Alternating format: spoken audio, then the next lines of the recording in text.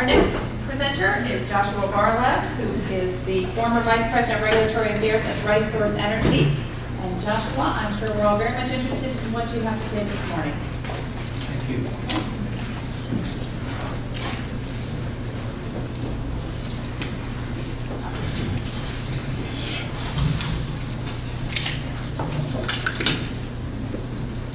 Okay, let's see if I can get this thing going. Okay, good. I'm going to state a very different perspective, the perspective of someone was in the utility industry for a long time, took a break in the middle of that utility career to go off and become general counsel of a solar energy, the first commercial solar energy company, which was called Luz. Suffered through the bankruptcy of that company because its prices were tied to the price of oil, and in those years it was a roller coaster. Then went back to the utility, was head of a lot of programs at the utility dealing, one of the largest utilities in the country, PG&E, that went through deregulation, then went through the energy crisis, then went through bankruptcy, then went through the process of recovering dollars from the practices of suppliers. And then when that was over, took early retirement to go back with the people who I'd done the project with years earlier, 15 years earlier, as one of the founders of Bright Source Energy. And then did it for 5.5 years, until we broke ground, which I'll show you pictures of the largest solar energy project in the world. So I've had experience as a startup, as a founder, as someone who deals with venture capital firms a lot, one who knows FERC pretty intimately. I was head of regulatory matters when I was in the law department at PG&E. I think I know this business after 40 years, and so here's my perspective. And I hope you don't regard it as too radical.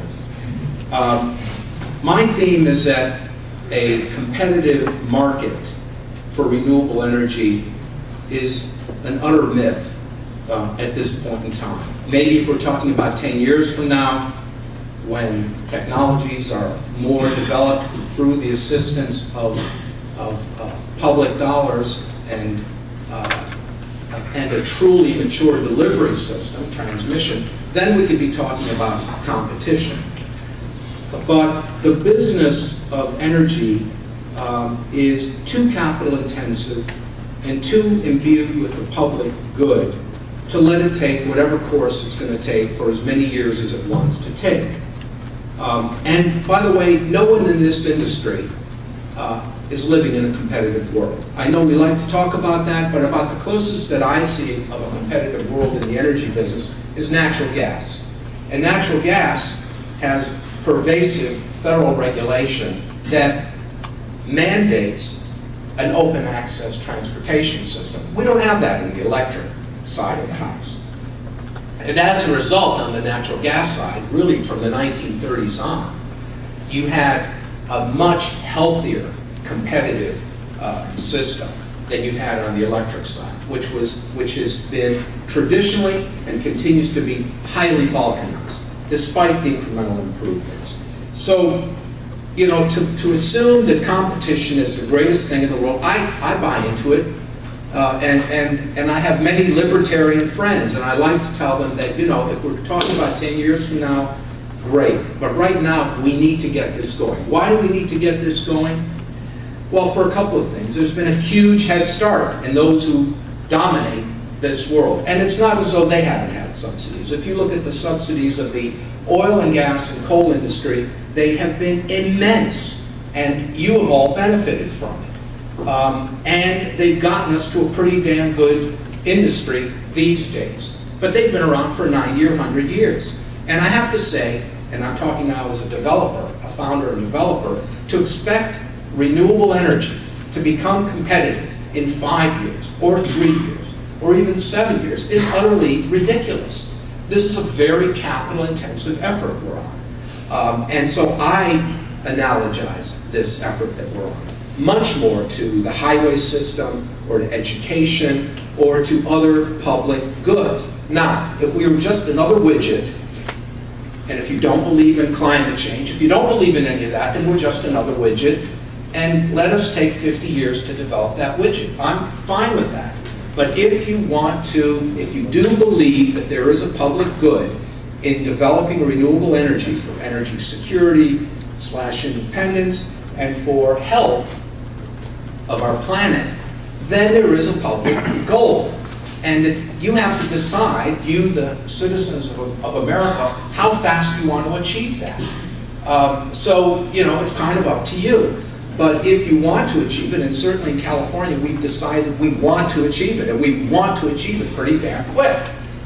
33%, 20 gigawatts of our energy is going to be renewable energy by 2020. And we've rushed it, we've accelerated it. It was only 20%, now it's 33% because we believe in it.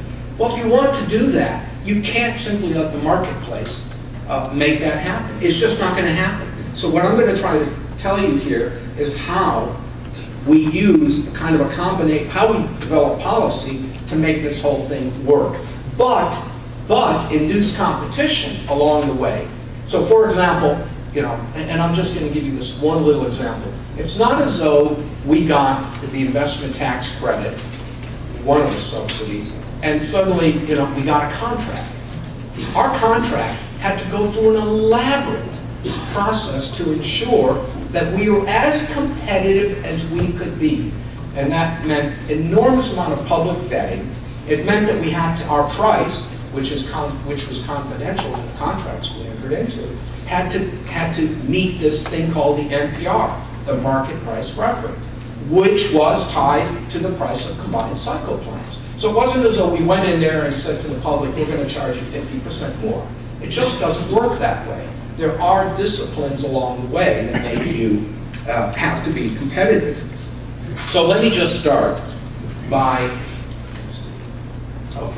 let me just start by showing you, because most people don't, you know, when they think about solar energy, they think about rooftop. And our company decided early on that if we were going to be competitive, we were going to have to develop larger projects, which would bring economies of scale, and which would get contracts from utilities. So what you're looking at here is our initial pilot project in Israel, which we built within about the first, I would say, year and a half of our existence. And it has roughly 1,500 of these mirrors, all pointing to a tower that has a boiler on top. The other principle that we took was that we would become a pretty conventional technology because we could get our economies down. So we would use very ordinary boilers. We would have a very ordinary turbine, a steam turbine, driven by the water that would be heated to about 550 degrees centigrade through reflection of these mirrors. Each mirror is roughly the size of this screen, maybe a little smaller than that, and we have 1,500 of these guys.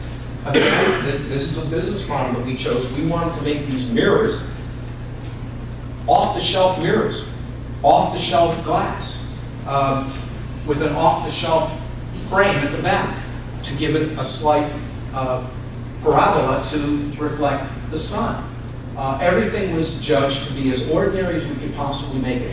The real key to this whole system is what you don't see right here is sort of this little area right here, the gear that makes the mirror go up and down and sideways in order to perfectly track the sun. Because the more perfectly you track the sun, the fewer mirrors you need, the hotter you get it, the better the steam quality to drive the turbine. But otherwise, it's a pretty damn conventional system.